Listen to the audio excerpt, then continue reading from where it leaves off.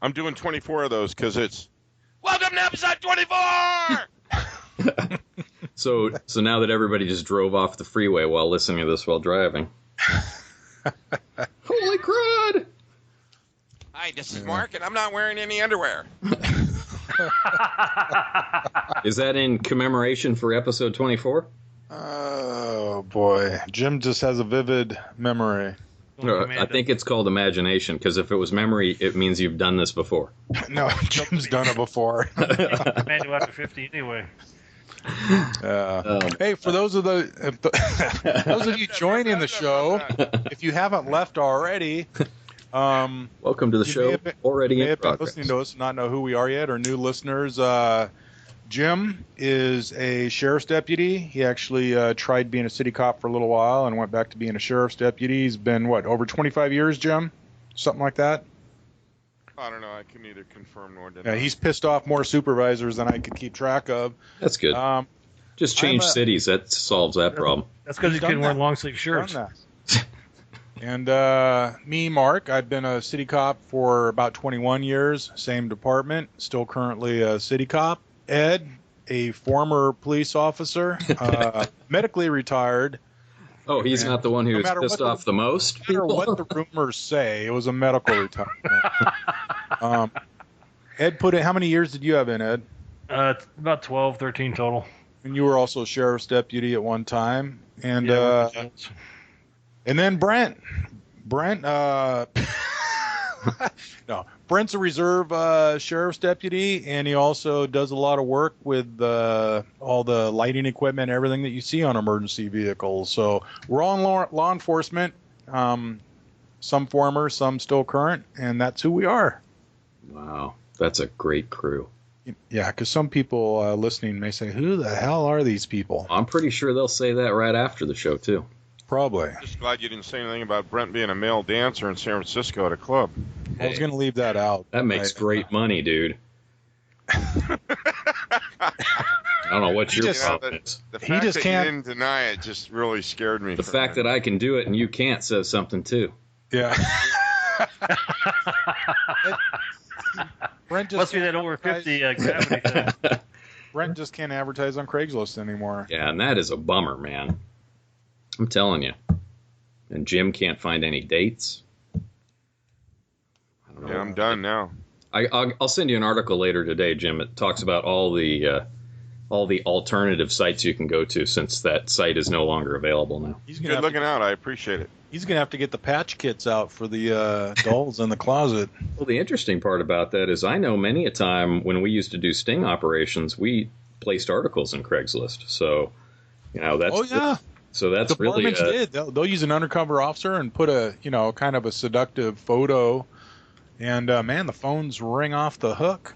So, yeah, there's... Good stuff. What would that be, like a photo of the graveyard sergeant smoking a cigar or someone? What kind of seductive photo, Mark?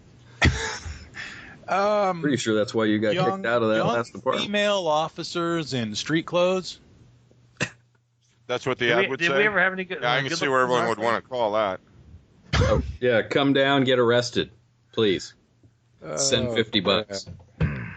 Oh, man. Moving on. Hey, did you guys see the article in Santa Cruz? Private security guards to supplement police patrols in downtown Santa Cruz. Oh, that sounds like tears in the end.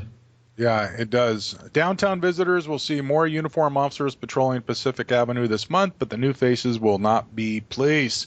A pilot program that puts private security guards downtown during the morning and early afternoon launches Saturday. The aim is to provide an increased police presence in the business district that had been plagued by vagrants, vandalism, and gang violence, according to police and city leaders. They're trained in municipal ordinances and equipped with police radios and will share the daily patrols. They're not going to be armed. So that's going to be pretty interesting. Breaker 19. I got a 502 running down the street, and I don't know what to do. We got a corn dog stolen from the boardwalk. How do they call that? I mean, how do they call that a police presence? The police department is paying for this. Instead of hiring new officers, the police department's paying $5,000 to fund this. and it began, I guess, Saturday. So we'll have to see what. That's fantastic. Can't buy. We are equipment. looking for more creative, less expensive ways to provide additional public safety resources downtown. Man, they could have got the Guardian Angels there for free. Or the Iron Warriors. They could probably break away from painting their do a couple passes every now and then down the boardwalk. Yeah. That would keep the peace. You get the Iron Warriors. What's more scary than a freaking Harley blowing oil and smoke all over the roadway? I mean, it'd keep me inside. Well, Jim, Ed, I don't think you should be laughing. At least the bikes are running, Jim. Of all people, Ed cracking up in the background. We're sorry, Ed. You've been taken off our roster. Okay. Ed sent me this one. Gilbert killing after beer robbery at Circle K justified, police say. Gilbert police investigators have recommended no charges be filed against a man accused of fatally shooting another man who allegedly assaulted him and robbed some beer outside a convenience store last week. Robbed some beer. They always say that. Robbed. My house got robbed. No, it didn't. It got burglarized. Yeah. The guy, he got arrested but released. He shot somebody that attacked him and stole his beer. Well, that was one of the three guys that got killed this week in Gilbert. There was two others I sent you for that keg of beer. The gangbangers came in and they blasted. I thought those weren't all the same. No. One was the 7-Eleven where he blasted the guy who hit him on the head with a wrench, and then a few days later, some couple of gangbangers busted into a party and the guy shot them both to death, and it was all warranted. I'll tell you, in Arizona, don't screw with somebody's beer. Or anything for that matter. Holy smokes. So hey, obviously this person did not listen to our show. A Vallejo senior fell for a mail fraud scam not once, not twice, but 18 times before realizing he wasn't really the winner of millions of dollars. Isn't that Kyle Busch's number?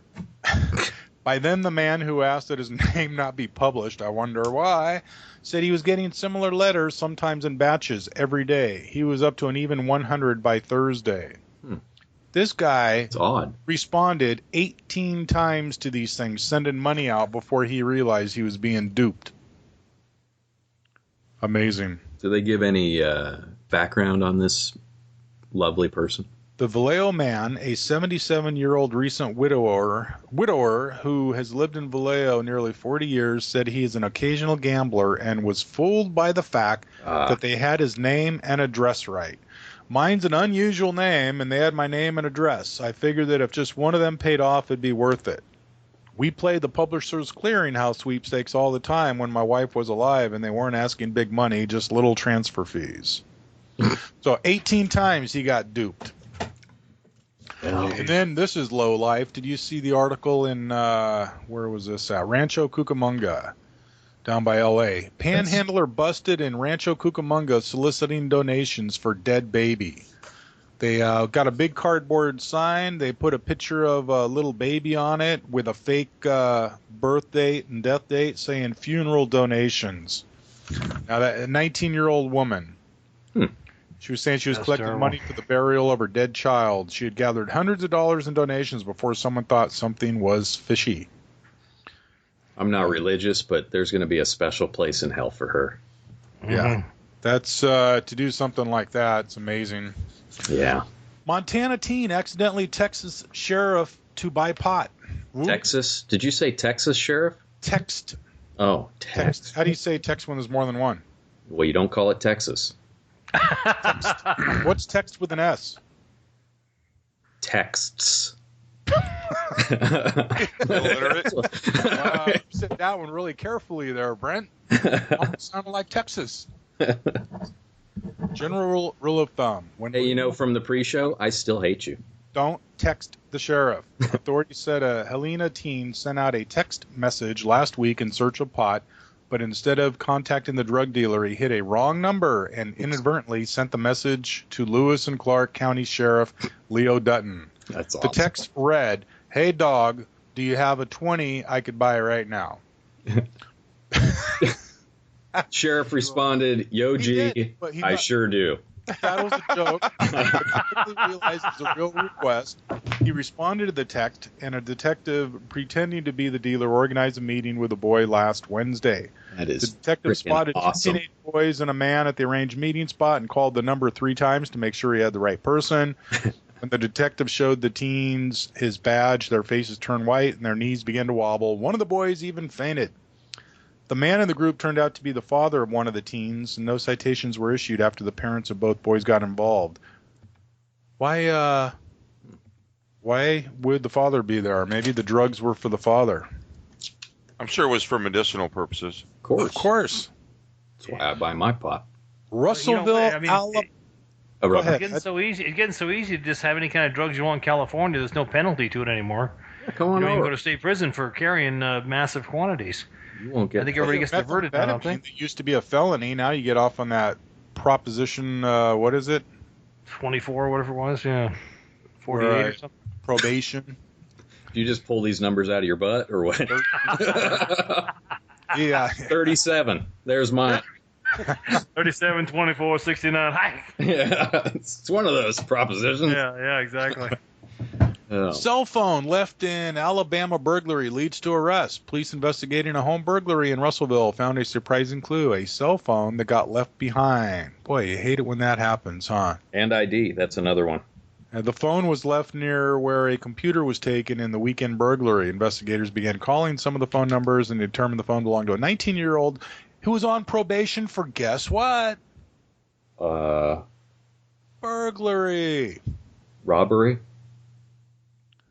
So amazing. Breaks in, and the key here is stupid criminals. Don't leave your phone behind or ID when you commit a crime.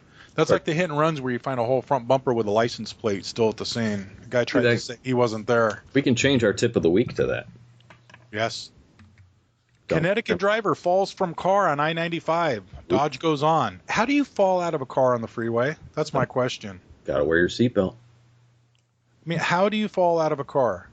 He fell out of a car driving down the freeway, and it went another quarter mile or 0.2 of a mile before it crashed into a pole. Is there more to that story, please? It doesn't say anything except he was treated for minor injuries. Mark fell out onto a the few times highway, when we were wasn't young. struck by any vehicles. I like how he tried to get out of that. He just pushed He went that right story. over. Just pushed that story right over the top of you. No, Jim pushed me out of cars when I didn't fall out of a car. Jim pushed me out of a car. Same difference, dude. Same difference. I mean, Jim ordered me out of a car once when we were training. That was fun. If it ain't on videotape, it never happened. Mm-hmm. Yeah, don't work graveyard shift with Jim. Do you guys hear about this when the California doctor gets stuck in the chimney and dies? Oops. A doctor involved in an on-again, off-again relationship apparently tried to force her way into her boyfriend's home by sliding down the chimney. Her decomposing... Yeah, it's a doctor, a she. Her decomposing body was found 3 days later. She tried to get in the house with a shovel, then climbed a ladder to the roof, removed the chimney cap, and slid inside. And she got stuck, and the farther down she went, her lungs couldn't expand, and she died. I guess she died from flu-like symptoms, huh? It's always best when you make up your own stupid jokes. Let me tell you. Sorry, that Symptoms. Oh my god. that wasn't really funny, but it was kind of funny. All that laughter was not about it being funny. No. I just thought, I was thinking Considering Ed just burst out with laughter. What was the last? When you said she got caught on her lungs, I was remember thinking, the last time I said. No, It must. I think it has to do with doctors. Because remember the last doctor one? They was texting pictures of his dog and went off a cliff, and Ed started laughing. It still cracks him up to this day, apparently. I think it's doctors that makes him laugh. Oh, geez. Well, who knows? Well, they're supposed to be smart. These people are working on you. Well, I got to tell you, have you seen a flu lately? I mean, they're like 6 inches around. Flu? Well, the ones in the new houses are just a 6-inch the pipe. flu. They got the flu you get in your lungs. No. Yeah, I got the flu a couple weeks ago, and it was only 8 inches. Is that what you call it, Jim? Is that metric? I got the flu. It's 8 inches. Okay, you call it whatever you want, brother. You got an 8-inch flu. Wow, you're bragging. That's terrible. Okay. Oh, that's all I got. We That's got just the diameter, though. Oh, you white guys dream on. I can't remember. God. You know, No, we had a busy holiday weekend out on the river. Right when you think that people are starting to get smart about drinking and partying on the river, then you immediately get reminded that there's just as many that haven't learned their lesson. But I think it was late Sunday night. We got a report of a vehicle off the river over by, I don't know if Mark knows where it's at or not, Union Point. It's that little place between the two bridges on Yeah, I Highway know where it 4. is. But a Yep. car drove right through the guardrail and into the river, and the passenger managed to make it out of the car, and the driver I guess couldn't get out of the vehicle and drowned. And when they recovered the vehicle, they ran the plate and found out that the car was stolen out of Stockton. So sometimes karma happens to come back in weird ways. It so almost sounded like a Kennedy story for a second. did you? I mean, that's Yeah, I was making a point that the guy driving the stolen car drove off into the river and drowned, and was that's karma. But Well, Yes, hey, I get at least this way, the person got their car back, and we don't have to worry about court cost in the future. So, we got that's kind of what I was looking at. Yeah. full of water. and I bet the guy was on probation for stolen vehicles. He obviously wasn't a strong swimmer. What else? What else happened? How many any boating under the influence? Oh yeah, there was a lot of BUIs, and then a lot of large fights out That's at what it's called. I know. I never heard it before. It's called a buoy. It is. Man, I don't make this stuff up. I can't ever say I participated in those events. They've got one for Harleys too. It's called MUI, motorcycle under the influence. Oh, wow. That was almost as bad as Mark's joke. Yeah, I was going to say something about a gold wing being a GUI, but I won't do that. So we have gooey, buoy, mooey, and Oh, flu-like God. symptoms. Next, let's move on. Got to get off of this one. Hey, Jim, say so what else? GUI? No. I just want to know what else happened this weekend. Hey, did you get the gift that we sent you, Jim? The Net Cops gift? No. It was a little What'd you say? nest of yellow jackets guaranteed to produce. Just hang it up, and Seriously? I take it you didn't get it. I think it's too soon, is what Jim's trying to say. It's too soon to be Still picking scarred. up for life, I think. For those that missed it, Jim got a terrorist attacked by a pack of yellow jackets or wasp or something like that, and they bit him on the arm, and his arm swelled up, and I think that's where he got his 8 inches, when his arm all swelled up like that. In diameter. That was good, Mark. That was Yeah, seriously? unless they bit you somewhere else. That's the best you got, really? Whatever. All So- right, they bit you somewhere else, and it swelled up, and that's how you got it. Okay, so we talked Exactly. about Arizona, which is obviously a place that you don't carry guns, and we talked about Jim. Was there anything else that happened, Jim, this weekend? Any other? No shortage of drunken rowdiness. When you say no shortage, I mean like any statistics there? Out of the 3 holidays during the summer, Memorial Day, 4th of July, and Labor Day, this was by far probably the busiest that we've seen all 'Cause year. It was supposedly the busiest everywhere because Well, it's like CHP. the nicest weather. It's been cold all summer long, and this was the nicest weather we had, and last holiday for everyone to get their party on. 160 or 180 DUIs this weekend on the freeways, which is pretty high. Just in our area alone? Yeah. Yep. Yeah, they Yeah, said it was up good. all over. Nationwide, it was up all over. DUIs are going up. And even the land units, listening to the radio while we were out on the river, just off the hook. Parties and fights and crashes. That was just my house. But I thought you lived in a... Oh, just... I'm going to tell you, me and the Iron Warriors are going to be driving over there. Yeah, except Brent's going to be on his little PW50, or what is it? Hey, that's Or cooler mini than... That's Honda cooler. mini trail. That's way cooler than Jim's whatever he's got. Yeah, Brent's a little bitter tonight. I think his Craigslist ad that no longer reads, young male dancer available for your next party is no longer visible. Dude, I'm telling you, there was good money in that, and now it's gone. I like the slogan, half pole will travel. Did you say half pole? Yeah. I think he's actually calling me Polish, which is like a personal, and that's really not. You suck. Are you Polish? Yeah.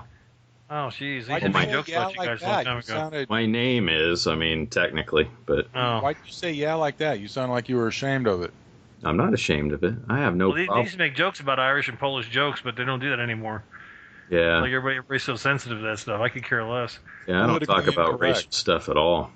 Yeah. Hey, I was sending you guys that article about the guy who shot 2 gangbangers inside of his house and got away with it. Down here in Chandler, Arizona. My bad. Yeah, but now they say he's afraid for his own safety because all the other gangbangers are going to come shoot him up. Yeah. Well, you got 2 down anyway. He did pretty good the first try out. And one of them pulled a gun on him. That's what he says, yeah. Speaking of guns, California shot down that request to ban open carry. The really? courts turned it down so people could still open carry. In fact, we had an incident over the weekend. Some guy walked into a Home Depot with 4 magazines on one side and a holstered gun on the other side, and he had a T-shirt saying, exercising my right to bear arms in public. And I guess the Home Depot manager said that's against our policy to have guns in the store. You need to go somewhere else. And the guy, they said he was very polite, said, I'll just take my business elsewhere. And he walked out. Huh. So Interesting. Home Depot yeah. down by the old hood? Yeah, in the That's city. only one. Oh, Yeah, geez. so pretty interesting that people are still trying to, I guess, when the courts said, hey, we ain't going to touch out with a 10-foot pole, let it be, people are saying, okay, cool, I can still do it. Hey, as long as we can refuse service to people, that's cool too. I'm glad that at least the courts are recognizing that they need to stop the politicians at some point because they're going way overboard with this nonsense. Well, I think it was always okay, but the trouble is that, the right to carry people kind of pushed it right into the mainstream, into the media, into the, going into Starbucks, with 30 people with guns, and all of a sudden the news stations are there, and so they kind of got too much attention. If they just let it be the way it was, everything would have been cool, but it's back to normal now. That's good. Congratulations, California. Yay. I still say everybody up there who's lawful should move to Arizona anyway. Do they have a Hooters in Arizona? I got a couple of them. All the girls got tans because there's sun down here, and they're And colleges. Oh yeah, ASU's. They got all the ASU gals working there, which is a good thing. You got that Heart Attack Grill down there too, with some sexy girls. You know what? I working got to there, think of that whenever you decide to come down, that's an awesome place to go. I don't know what's better, the waitresses or the cheeseburgers. Didn't they say that quadruple bypass had like 7,000 calories or something? Yeah, it was incredible. The food's excellent, and the waitresses are beyond that. They'll wheel you around in wheelchairs, and they come up and check you, and they're all dressed like naughty nurses, right? Yeah, exactly. So it makes it a lot of fun. Sponge bath. Jim's looking online. Is that really what it's called? Heart Attack Grill?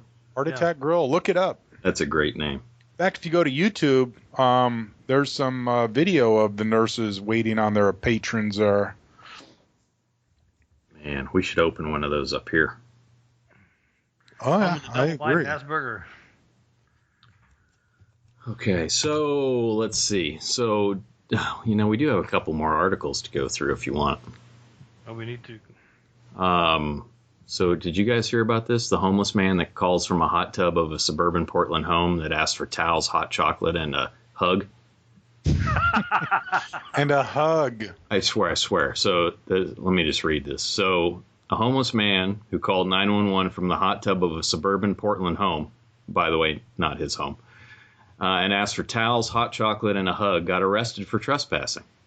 So basically this guy calls in and he apparently asked for medical help, but also he said that his medical help consisted of hot chocolate and a hug because a hug always made him feel better. And then basically he just got arrested afterwards. But the best part is he said he just needed a hug and a warm cup of hot chocolate with marshmallows. So, I mean, that takes some balls right there. I mean, break into somebody's house, sit in their hot tub, and then call the cops and ask for hot chocolate. Good deal.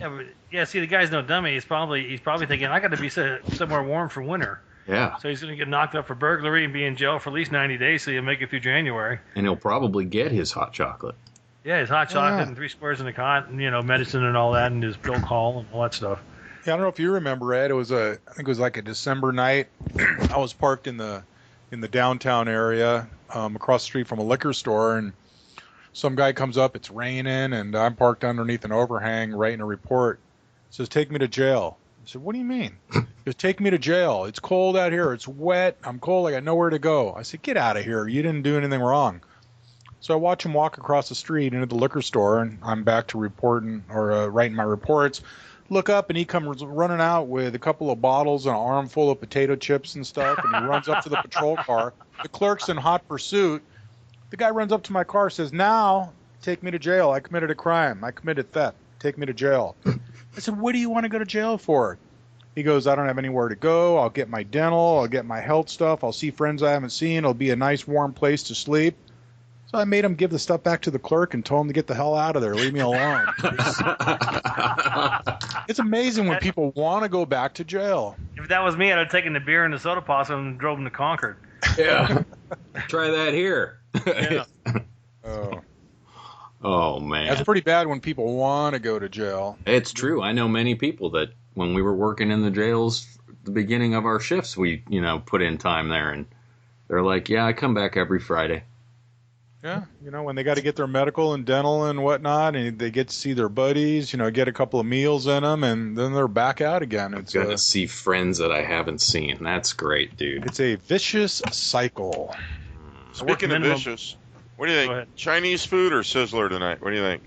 Sizzler. What's the matter? Your barbecue give up the ghost again? They even have Sizzler?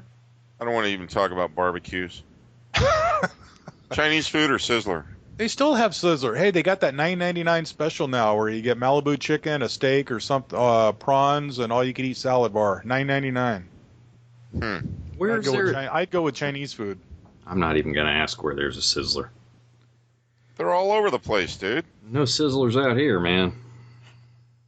Google it. Oh, yeah, you're in that upper scale. Yeah, we don't allow Sizzler out here. That's like less. Hi, this is Brant. Would you like to eat at the country club tonight? Got a problem with that? I'm feeling like lobster. Yes. Go with the Chinese food, Jim. Get the hot and spicy Mandarin beef or whatever it is. That is sounding pretty good. And they are right across the street. There you go. Ed, what are you eating tonight? We'll make the show really interesting. Salad? What did I eat? That's what he was eating during the last show. Oh, must have been really good. What did I eat? Peanut butter jelly. I'm going to have a salad after the show so you guys quit picking fun of me crunching my croutons. Are you still sitting in your new car in the garage? Yeah, I'm sitting in a new car. Got like a 30 cord on my headset. Is it running? Because we can make that into a tip. Yeah, close your garage door, Ed. Let's listen. Yeah. This is what somebody sounds like when they're asphyxiating. At 4 minutes, Ed starts to lose consciousness. Ed, are you falling asleep on us? Yeah. Ed, you okay, buddy? I guess when the horn sounds continuously, we'll know his head hit the steering wheel. We hear his wife come out. Eddie, are you okay? Oh, you slobbered on my steering wheel. Get out of my car. Yeah, spilled your beer in my new car. Yeah. That's awesome. So I'm going to post a link last week. Obviously, Mark made a point about blood types. That's something that I'll post a link this week in the show notes about where you can find that information because there was obviously a little bit of confusion on that topic. Yeah. And who made that confusing? What was that weird term that Mark used? And I was right. Did you see the link I sent you? There are recipients and donors that are universal. So universal. It's universal. Yes. Universal blood. Yes. So I was right. Global world. Okay, what's the next topic? El Salvador. Let's not bore people. Let's get to a good tip or story. El Salvador Police find. What are we talking about El Salvador for? Because it's an international show, And out loud. How many listeners do we have in El Salvador, Brent? $50,000. And if you can prove me wrong, we'll go from there on the next show. There's 70 that I know of because they all answered the poll question last week. I think you got an extra 0 in there somewhere. Okay, so let's talk about the poll question. Tell people to go on there and vote tonight. Why don't we just answer the poll question and make up another one? They found $9 million in a barrel? $9 million in a plastic barrel.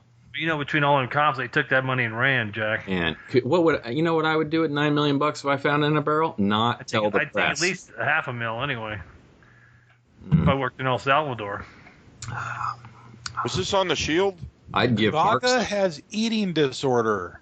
There's a top video on Comcast. What kind of eating disorder does she have, Jim? Who? Leave it to Mark to roll right into another friggin' topic without. Lady Gaga has Here, Mark, eating disorder. That is let hard. me text you, Mark. WTF? Question mark. Hey, that's American money in that drum too. Yeah, no, it's all good drug money, man. Man, I better go down to the border here and see if they're leaving some of that stuff along the border. Hey, look, a barrel. Hey, look, $9 million. Hey, look, I'm not talking to anybody else. We haven't heard from Ed in about 3 months now. Dude, this is like ping pong. It's switching back from El Salvador to Lady Gaga. All right, Mark, your turn. I didn't read the article. I could look it up again. Well, Which one? Lady Gaga there's a or video. El Thanks Lady for being Gaga. prepared. I was kind of curious as to what her eating disorder might be. I just want to, what? Seriously? So can we do the poll question? Hang on a sec. I'm still looking for Lady Gaga here. I'll be What's right back. the show about? What's the Where are show you about? going, Ed? I got to relieve myself. That's fantastic. Oh, your new car doesn't have a facility for that?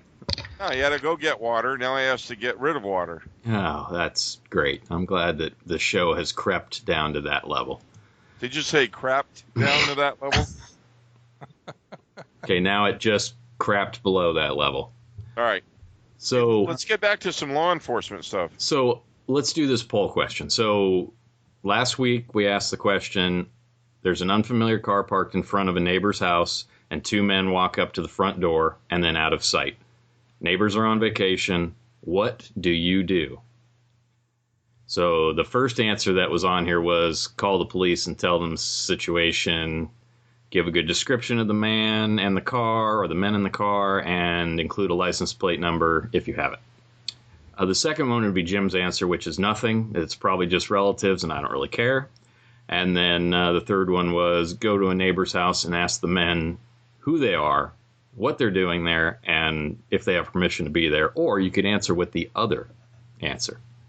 So I guess we should just go around the room. I mean, I know the answer. Let's do nothing. Yeah, well, unfortunately, that's what a lot of people do, and that's why cops end up having to write burglary reports for the next, or the beginning of their shift for 2 hours, processing and taking the prints and going through ransacked houses and trying to get a property list of stolen property, because people did nothing. They saw something unusual. They said, I ain't going to get involved. Doesn't involve me. And that was the whole reason we wrote the book, because a lot of times people do nothing. Okay, but I'm proactive and I watch, kung fu movies. So I'm going to go over and talk to the guy. Why would I not want to do that? Well, because then when you call on your cell phone, you say that you've been shot or stabbed, then we got to wait for the ambulance to get there and get a description of the suspects from you. Well, I mean, that's going to the other extreme. You don't want to. What takes less time, processing a burglary scene or picking me up? Yeah, well, we don't want to put anybody in danger. We want people to get involved and report stuff, but we don't want them to take the law into their own hands. I mean, if it was just relatives taking care of the house, they'd say, hey, we're relatives. Hey, look, we got a key to the house. Here's my ID. Or we know so-and-so. And, that'd be fine. But what if it is burglars? What if it's parolees? They got warrants. They got guns. They don't want people to see them. And, just definitely not worth it. So are there any other options other than the ones we listed, really? Not really, huh? Not really. The best option is just to call the police. If it looks unusual, you don't recognize the people, try to give the car description, because more than likely by the time the police get dispatched and start out there, the guys might be driving away. So get a good description of them, the vehicle. If you can get a license plate number, great, and their direction of travel, which way they left when they turned out of the street, and hopefully the cop in the area will see the car and stop them, or better yet, if they're still inside the house when the police get there. So I guess the question that I have is, is that a priority call in your city? Yes, it is. Suspicious And subjects. no. I mean, yeah, yes and no. I guess if there's suspicious subjects, go up to a house and all of a sudden the alarm's ringing or the sound of breaking glass, yes. Suspicious subjects, yes, it is more of a priority than other calls, but people. But if there's a shooting across town, obviously that's not it. It's on the back burner then. Fight in progress, a robbery at a store, all that's taken precedence. Well, why don't we let's take a couple minutes to explain what priority calls are to people, because I think a lot of people that I've talked to don't want to call in because either A, they've had a bad experience, which is you call in and then 16 hours later you get a phone call from a cop, or the flip side of that is you call in and then somehow they've been ridiculed or something for calling in a quote dumb call by some cop that's a jerk. So we all have in every jurisdiction the person that's always wanted to be a cop, watches nothing but cop shows, and they call in 10 times a day. There's an unfamiliar car in my neighborhood. I think there's drug dealing going on. And I mean, these people call in all day long, and most of the time you go out there, it's nothing. And so every jurisdiction has those. So, and the dispatchers know them by name and everything else. So if there's any sarcasm or something, it could be with something like that.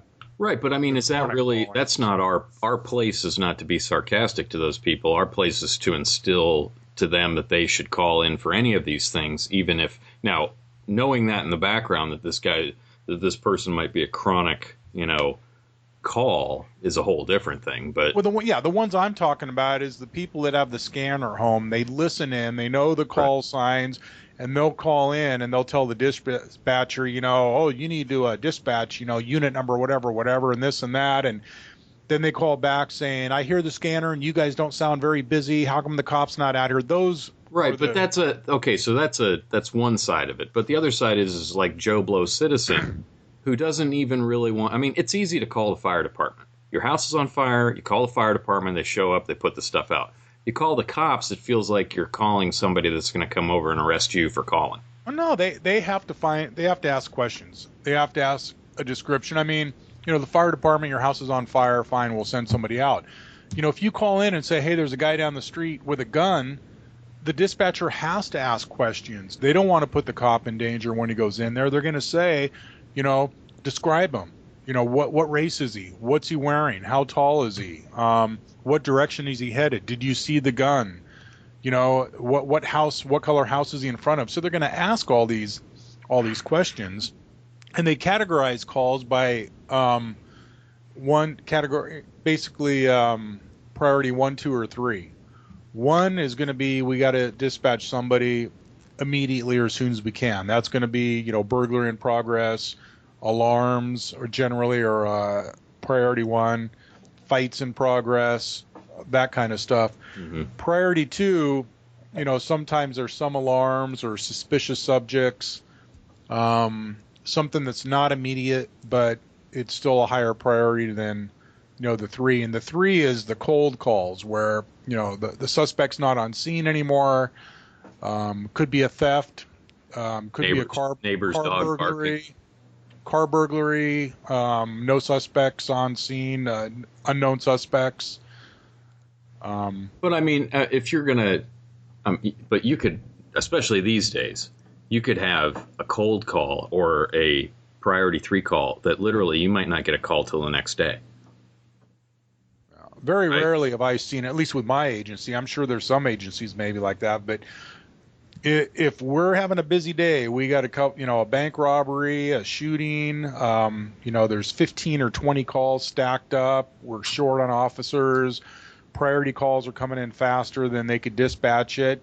You may call in for what they call cold vandalism at 10 in the morning, and you may not get an officer out there or a phone call until 6 at night. But usually in instances like that, our dispatcher will call the people back and explain the situation. We're shorthanded. They're working major incidents.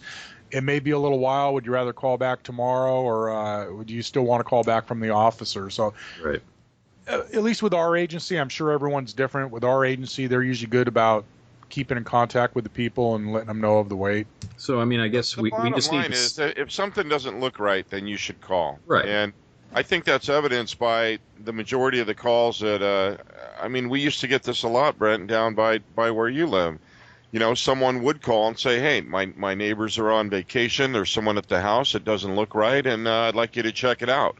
We'd get there. There would, in fact, be a car in the driveway. We knock on the door, and some kid answers. And he says, oh, yeah, my uncle's gone, and I'm house sitting for him, and you know, I'm taking care of the pool or whatever. And this is the number, and the first thing we say is get your uncle on the phone. And he gets the uncle on the phone. The uncle apologizes, says, hey, I forgot to let you guys know. Yeah, you know, I didn't let my neighbors know, but yeah, that's my nephew staying at the house. You know, 9 times out of 10, it ends up being something entirely harmless, but it's a lot better to be safe than sorry and to have to go through the loss of losing personal and valuable stuff that you'll never see again that may have a lot of meaning to you. Right. Or, that's why those vacation house checks, you know, if someone were to take, you know, a minute and a half to call the police department and say, listen, I'm going to be out of town. I'd like to provide you with the information of where you can contact me and who has access to my house. You know, I mean, it takes a minute and a half to fill the card out. It goes in the computer, and then, you know, if anything does happen, then we have that to refer to. You know, I don't know how many times I've gone to a burglary call. Guy comes home from work, his house is ransacked, you know, front door kicked, missing guns, jewelry, all kinds of stuff. And when I do neighborhood checks, you know, a couple of houses down, someone will say, you know, I did see a car parked down the street, and a guy that was unfamiliar got out, and he was he walked up to the front door of the house. I thought maybe it was a solicitor or a friend, and I really didn't pay too much attention to it. But now that you say something, it did look a little strange.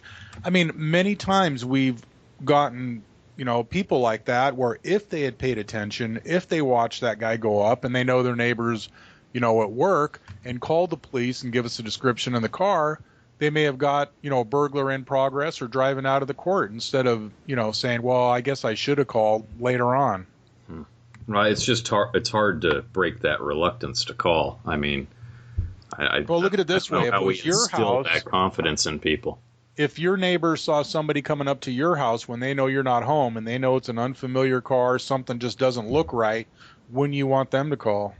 Oh, no. I'm not saying we don't want people to call or they should. It's the fact that will they call is my question. So, I mean, I have neighbors I've got good neighbors, and I've got neighbors I've never met before. I don't think the neighbors I've never met before in my community here are going to call anything for me because they don't care. Well, you pissed them off when you were running around naked on their front lawn. Yeah, well, I mean, I think they just don't know enough about the person next to them. I mean, look at all the calls that are out there where a mass murder happens in the house next to you, and the people are interviewed next door, and they go, no, they were the nicest people I've ever met. I mean, give me a break. You've met them once. You never talk to them. You don't know your neighbor, you know, and it's like, how do you not hear that? The guy has slaughtered 15 people in the house, and you didn't hear anything? Okay. Well, he had a chainsaw on Saturdays, though. Yeah, he was cutting trees out front, and then I just thought it was nothing. I thought it was fireworks. Yeah, people are stupid when it comes to these things. So, you know, everybody out there, you could remain anonymous. A lot of people are afraid to give their name, and the majority of people don't want to call because they're afraid if they complain about a noise or something that, you know, that somehow someone's going to find out they're the ones that called. You could tell the dispatcher that you want to remain anonymous, and the dispatcher, right in the call when they dispatch the police officer, right on the screen, it'll say the RP, which is the reporting party, it'll say anonymous. So it won't have your name, won't have your number unless you want to call back. But if you see something suspicious, you can call in and be anonymous about it. Just give a really good description so the officers can get out there. Yeah, and I got to say, well, go ahead. Go ahead. Had they changed that the policy? It used to be at one point when we were shorthanded, they went, if you didn't want contact on a 415 noise, that they wouldn't go out and even check the call. Is that still the same way? You have to have a contact with an RP? No, they'll still dispatch an officer out there. But you know what? Let's say someone, calls in and says there's loud music coming from, my neighbor's house or whatever. Well, the officers, it's going to be a priority 3 call when they can get out there. If they drive by and they don't hear any music from their car, they'll stop out front. If they don't hear music, they're going to clear the call. They're not going to go up to the guy's door and see if he was playing loud music or anything. They're going to clear it out. But no, that they don't need a reporting party. They'll still send somebody out. But that's a good example. So I complain about you who live across from me, and I give my name and information. And I tell the officer, sure, I'll be contacted. That's not a problem. And the officer goes to the neighbor's house, walks over to the front door, which I'm watching through the window, and he goes, yeah, that dude right over there called you in and said that you're playing loud music. Or the cop tells you to turn your music down and then walks across the street to the RP's house and says, hey, I told him to turn the music down. Call me if he cranks it up again. Poor RP's hiding behind the door going, oh, no, now this guy's going to kill me. I mean, and that's the happened word. To me before, where I'll go up to a house and it didn't say negative contact, and she'll go, "Oh my God, I can't believe that you just walked up to my house." So it happens sometimes, but just tell the dispatch you want to remain anonymous. Yeah, I mean, but it does. I mean, it does set the priorities different, right? So you're not going to get that same follow up that you might have wanted. Now, I mean, I don't know. I don't know if that's good or bad. It's an interesting point to bring up, just because, I don't know if people are aware of the fact that, we don't try to wrap people off when we go to these calls. If they want to remain anonymous, they're going to remain anonymous, but we're going to handle the call differently. Or it comes out where the officer can call me, but I don't want him to come into my house. Negative contact at the house, right. And they'll put that in the call too. Well, and that might be a good way to do it, is just have them call. Right. They need more information or whatever, I don't know. I mean, you could even say, hey, look, before the officer goes out there, I want to complain. My neighbor, he plays loud music every single night. He blares it out of his garage. He must have a scanner because whenever the police are called, the music's shut off. Can you please have the officer send him a message, when you dispatch him, have him give me a call and I'll explain it to him, instead of putting it out over the air. And I've done that before. When there's a request for a call, the person explains the situation to me, and that way I can go about it a little bit differently without, them getting burned or anything. Yeah, well, I'm just glad we finally have, cell phones, and law enforcement sure help a ton. Being from the era before that all was really a big thing. Having to go back to the station to make those calls. Now it's a different world. Yep. So just don't text us, people. So what's the next question on the website going to be? What Jim's going to do without Craigslist advertising? That might be it, because it's going to get a lot more hits. So what I'm thinking is that we'll put it... Well, no, they don't have that section anymore. I can't post an article in there. So that was the escort section, wasn't it? Yeah, well, no, that was adult encounters or whatever. Erotic, I think it was called. No, I think casual encounters are still in there. Let me check real quick. Oh, it might be. Ed's got that on his desktop. No, it might be. They were talking about it on the news. So Ed's got that one on speed dial. So what do we want our tip of the week to be? Why, did you get the story I sent you today? Oh, well, you can use that one. I didn't read it, but I'm sure it says something. I know how important my stories are, but that's all right. Some of us work 14 hours a day, then get home and do this show. So just sucks to be you. It does. The casual encounters are still up and running. It was the escort section under services. Oh, that's not too bad, because what'll happen is now everybody will just go to casual encounters and they won't be casual anymore. Yeah, it's pretty freaky stuff too. I never had any idea. They still got men seeking women and winking. They got what? Man seeking travestites and transvestites seeking men, and dogs seeking cats and all kinds of stuff. Yeah, don't forget the miscellaneous romance section. You got man for a man, and man and a woman for a man and a woman, and holy moly, they got all kinds of stuff in here. Man for squirrels and gerbils and. Send him your suggested websites for him, since his favorite one's been shut down. So, what? Can we talk about something important versus everybody's sexual preferences? So, partner, you have no idea what's on here. This is absolutely disgusting. So the tip of the week. The tip of the week would be. I don't know what they use now. San Francisco is gerbil heaven, but Yeah. So the tip of the week is that all parents should go to Craigslist to see what their kids are looking at. So there you go. That's the tip of the week. Hey, is the gerbil the official mascot of the Iron? It's actually the official mascot of Brent's. Oh, there. I was totally innocent of this, and then you just dragged me into that conversation. A lot of people, a lot of communities have problems with ground squirrels. Brent's community's got gerbils everywhere. So you're saying I wore them all out so that they're not a problem anymore? What are you saying? Oh, Lord. So I don't, I was going to try to put this show out and get onto a big podcast network, but not anymore. Because Mark. Ed, are you okay?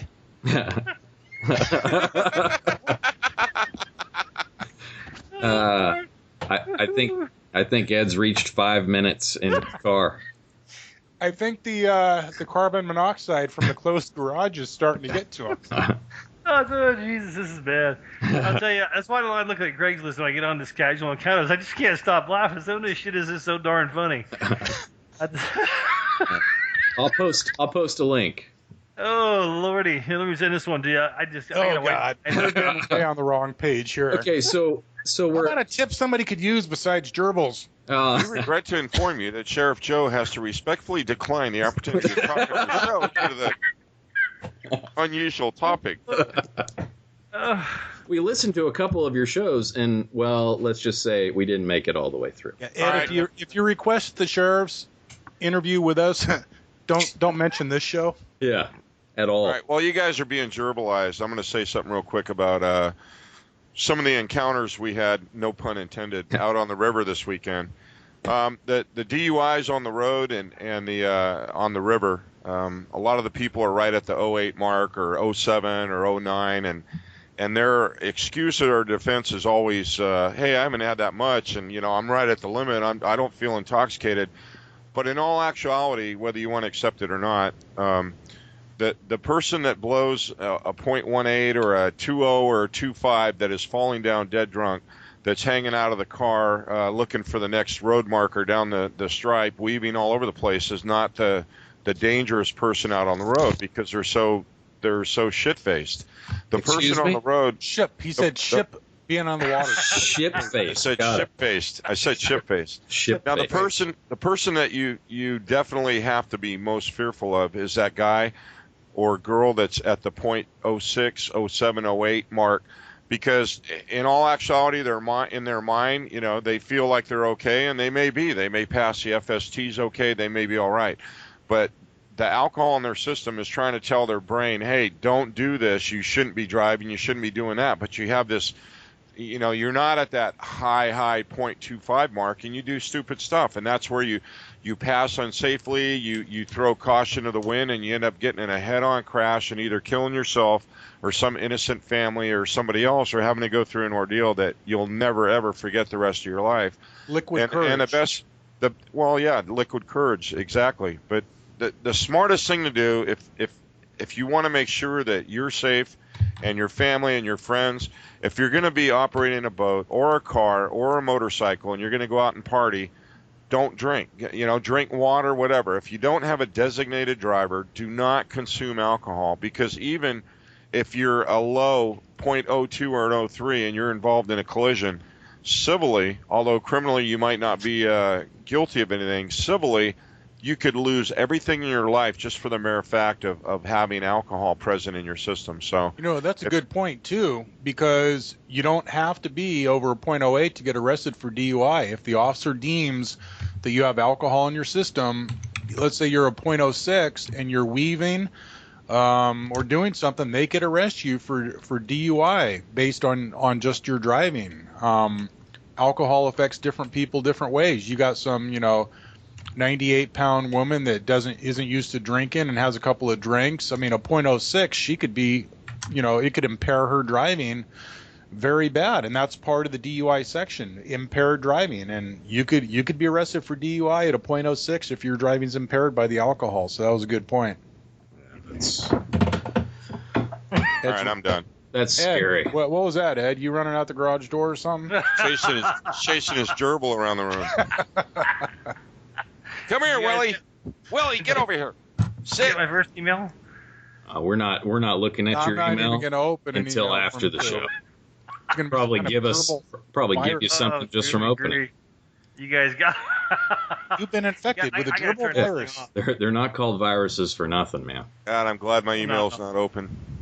Yeah, you'd be reading it, trying to figure out. Never I've mind. had more viruses sent to me on Facebook than I have on porn sites. Yeah, well, you shouldn't be following all the porn stars on Facebook. So Anyway. let's wrap this thing up. So the story. Well, one thing I want to say is juveniles. I'm not going to go into it now because it's going to take a while. We touched on this on other shows, but I dealt with some incidents this weekend where kids 13 years old are allowed to go to parties, big juvenile parties, and then walk home at 1 a.m. And I had to deal with the aftermath of this. Parents, it's unbelievable. It's in the story. In the next few days, Brent will put it up on the website. It just touches on what I had to deal with. And you need to check up on your kids. You need to know what they're doing because, as Judge Judy says, you could tell when a teenager's lying by when they open their mouth. I mean, kids will be kids. Not terrible criminal stuff, but they're going to lie about where they're supposed to be. They may tell a friend they're supposed to be here and they're somewhere else. So read the story and some of the stuff that we got to deal with. And then And if you get in their face and they look away and down when they answer you, it's a classic sign of deception in our line of work. I better stop doing that. Okay. Billy, where did you get the brand new green car? Don't look away and down. Look at me. Didn't you get a new green car, Ed? Johnny? Oh, yeah, I did. I did, as a matter of Johnny? fact. Is that a gerbil in your pocket? Yes. Jeep Patriot. And if it is, your kid needs some help. So the story is now posted.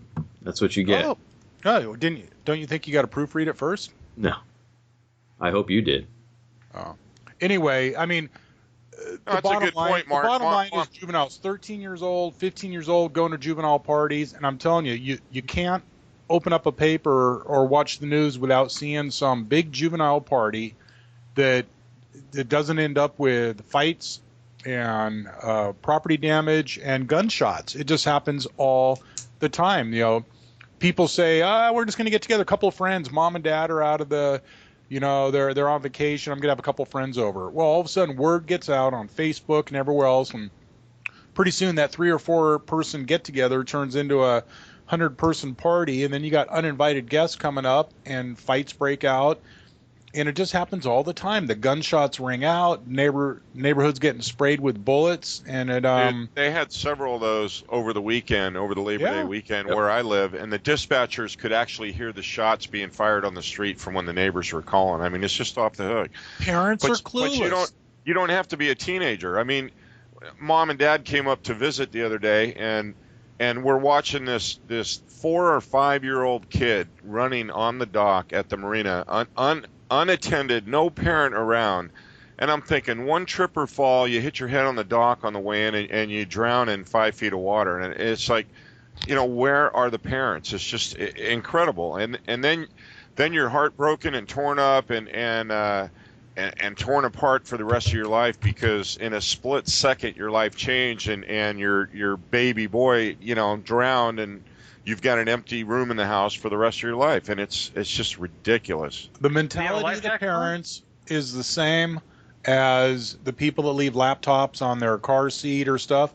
It isn't going to happen to me. They think it's not going to happen to them, but it will sooner or later. And if you let your kids, if you don't check up on your kids and know where your kids are, you're going to have a cop at your door at 2 or 3 in the morning saying, "I'm so sorry to tell you, your child was a victim of a drive-by shooting," or your child was in a car with a bunch of other kids and they were racing and got in a tragic accident. You're going to have a cop come to your door if you don't check up on your kids and know where your kids are, because they will pull stuff behind your back. They want to be with their friends, and you got to check up. You got to follow up on them, and that's what that. Yeah, and if you're lucky, it's going to be because your kid's in trouble, and if you're unlucky, it's going to be because your kid is dead. Right. So, you had something, Ed? Yeah, I just wondered, did the kids even have a life jacket on? No, that's what pissed me off so bad. I mean, just ridiculous, blatant negligence. Where were the parents at? Nowhere to be found. Up in the parking lot, getting their boat ready to launch, 200 feet away. I'll be linking. We'll put a link to that story, too, there. That goes back to that article we talked about last week where 6 teens drowned the parents were letting them play in water. The kids didn't know how to swim, and they were on a rocky ledge playing in shallow water. One of them slipped off the ledge into deep water. The others went to help them, and 6 of them drowned. You know, and the parents and guardians are up on the beach. Don't let your kids go in water if they don't know how to swim. Put life jackets on them. That was like that heartbreaker in your town, Mark, a couple months ago, where the 12-year-old girl, the kids were playing at a birthday party and ventured away from the park where the barbecue was taking place down to the water's edge, and she slipped on a rock, and within seconds, I mean, she was just gone. You know, it's dark water, you can't see. And I'll never forget, 5 hours into the search, my partner Tom and I looked over at the beach, and this woman was sitting by herself, just staring at the water like in a trance. I mean, you could see the pain in her eyes, and it was the mother. Just, it hurt so bad just to look at her. But and the guardians, I mean, they don't mean for that to happen. They say, well, the kids are in sight, but you know what? They're on a slippery. They're playing in the edge of the bay there, slippery rocks. It may be shallow right there, but the water is 15 feet deep, just a foot or two out, and they slip, and no life jackets. Kid didn't know how to swim, I guess, and disappeared, just boom. And it could happen. So take precautions, protect your kids, and that's why I wrote that article I sent in. It should be on the tip of the week. You could it's up there. Write us and comment on it. It's up there now. And good. Was that on how to successful? What? That Benadryl still. Whatever, dude. My name Jim.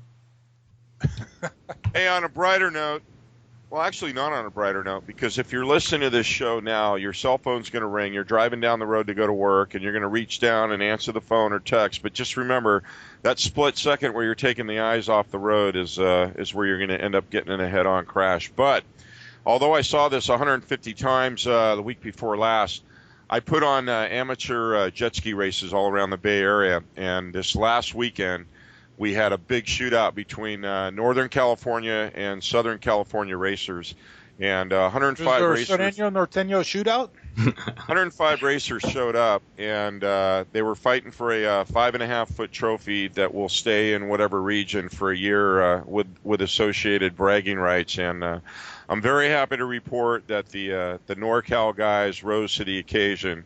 And it was exciting racing. It was just off the hook, but NorCal prevailed, and that's where the trophy's going to be for a year. And I just want to give out a shout of yacht cup race. Exactly. Sort of like that big yacht cup race where they get to keep American the trophy. Cup. Yeah. Yep. Cool.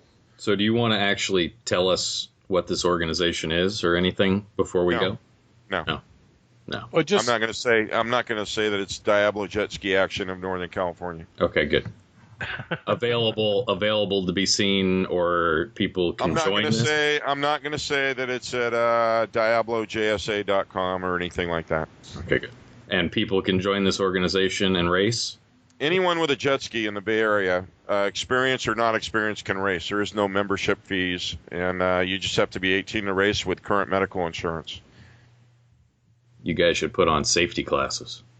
Well, we do that that's kind of why the organization started. It was in response to a number of fatalities and injury crashes taking place on the Delta. And it started out as a very small core group, not only to provide a safe venue for racing, but we discuss a lot of the safety laws currently in effect, because whether it's boats or jet skis, there's no licensing required. There's very little information that you get from the dealerships when you get watercraft. I mean, you can literally go out on the river with a brand new ski that does 80 miles an hour and not know anything about it. Right. But we started out with a small group discussing the laws, discussing recent incidents or accidents, what could have avoided them, and it's grown into a very cool race group with pro-level riders, and the rider base now is at 150. It's just it's pretty cool. That's good. Ed might as well advertise his residential Friday night AK-47 shooting club, right? Full autos and silencer are welcome. Yeah. Please bring your own silencer. Yeah, no, they have. I've shot more full auto guns with they call them cans down here in Arizona. I have my whole entire life. It's a kick in the pants here. I just can't get enough of it. But along those lines, I don't have my AK-47 club yet. Anybody else have anything that they want to promo for this week? And then we're going to call it. No, I think we're good. No Antique Motorcycle Racing Association? People want to race vintage motorcycles, vintage motocross. AHRMA, AHRMA, AHRMA.org. Road racing, vintage motocross, post-vintage motocross, trials. It's a great, if you got an old motorcycle sitting in your backyard, a shed that's pre-75 or post-vintage up to 1984, you could take them out and race them and have fun. It's a blast. All over the place? Yeah, they get it all over the United States. And maybe you should send me a link to that. We'll put that on the site, too. AHRMA.org. It's a lot of fun racing vintage motocross. And if you're a cross-dresser with a Harley-Davidson, you can join. No. I'm not going there. No, that wouldn't be good. Brent's got his gerbil club. In my gated community. Sorry. Yeah, thanks. I'm glad we have a gate here. It keeps all that stuff in. So, yeah, let's... Before we close out, I'll have to throw in the Iron Warriors there. IronWarriorsMCNation.com. Hey, I looked into that, man. There is a ton of chapters. There is, yeah, quite a few. Well, it's only about 600-700 members, but it's yeah, but I mean they're like all over the U.S. Yeah, they are. That would explain the hate mail I've been getting lately. Yeah, that's good.